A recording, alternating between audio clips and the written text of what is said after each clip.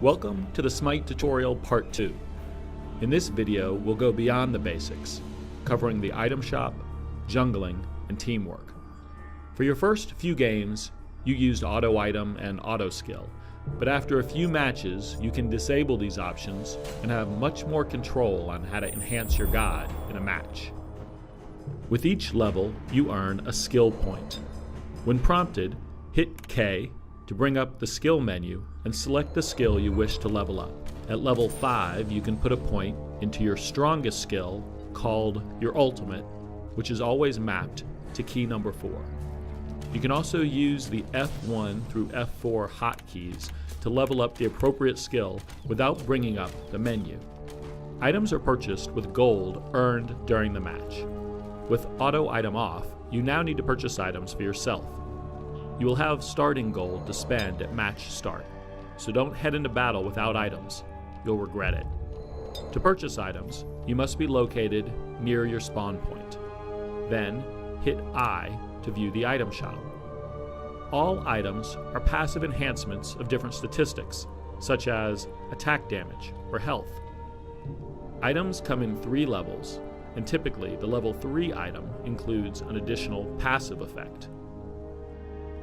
You can easily view the items recommended for your god, or view via stat category. You carry a maximum of 6 items, and your selection and order of item acquisition is very important. By hitting the tab key, you can see the item build of your allies and enemies. Use this to counter their strengths. Here, I can see that the enemy is building heavy physical damage, and so I counter by selecting more defense against physical. Abilities are a special type of item that are user activated and have a long cooldown. For example, Sprint allows me to run quickly for a few seconds. Meditation heals my mana. You can carry 3 abilities total. Consumables are one-time use items. You can stack multiple consumables of the same type, but must use all of them before purchasing a different type.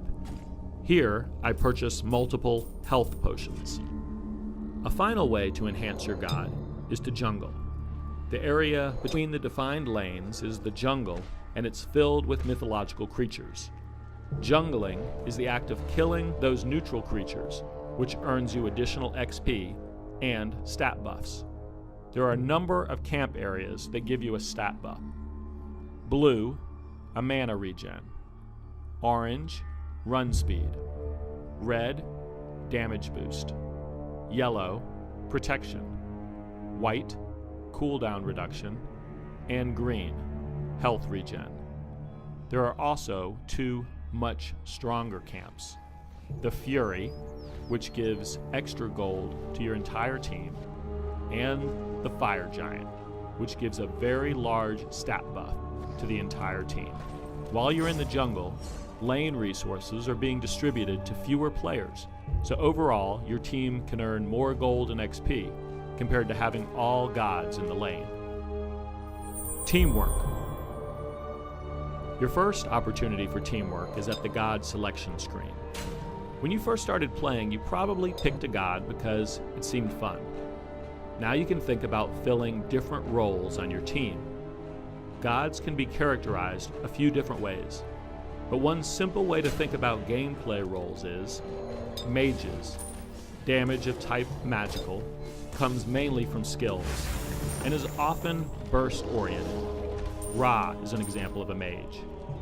Assassin, damage of type physical, mostly coming from auto attacks, and often sustained damage with less fluctuation. Sun Wukong is an example of an assassin. Tanks, gods with heavy health and defense that absorb damage, but don't output much damage. They tend to be up front in team fights, initiate fights, and protect the damage dealers. Amir is an example. Jungler, a god who spends the early game killing creeps in the jungle, with a focus on surprising and ganking enemy players. Kali is an example of an assassin who can jungle well. If your team doesn't have critical roles filled or is too stacked with everyone doing the same type of damage, the other team will be able to easily counter you. With 5 people and only 3 lanes, some people will have to share. At the beginning of the game, coordinate with your teammates around who will cover each lane. A typical setup for beginners is 2-1-2. 2 gods cover the left lane, 1 solo player takes the middle, and another 2 gods take the right lane. Another common setup is 1-1-2, with 1 player starting out as a designated jungling character. Smite includes a quick key voice system to help you communicate with your team. Hit V for voice to bring up the top level menu. You can then see a selection of useful voice commands. For example, if you need to recall, let your laning partner know he's alone for a while. Be right back. And if you spot the enemy leaving the lane, he might be attempting an ambush, so let your teammates know that. By hitting the spacebar, you free up the mouse and can ping the map as another way to direct your team's attention to key spots. A left click communicates opportunity, attack. A right click means danger, retreat.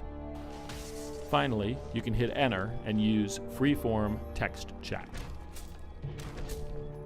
Wards are a special type of consumable that help your entire team with map awareness.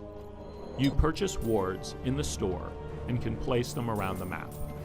Wards allow you and your team to see nearby enemy movements and enemy wards. They last for 3 minutes or until destroyed. Some god powers also act as wards. For example, Arachne's broodlings are spider eggs that act as wards, showing nearby enemies. Consider how your god skills can work well with other gods. For example, here Odin traps people within Ring of Spears. Zeus then follows up that with Lightning Storm.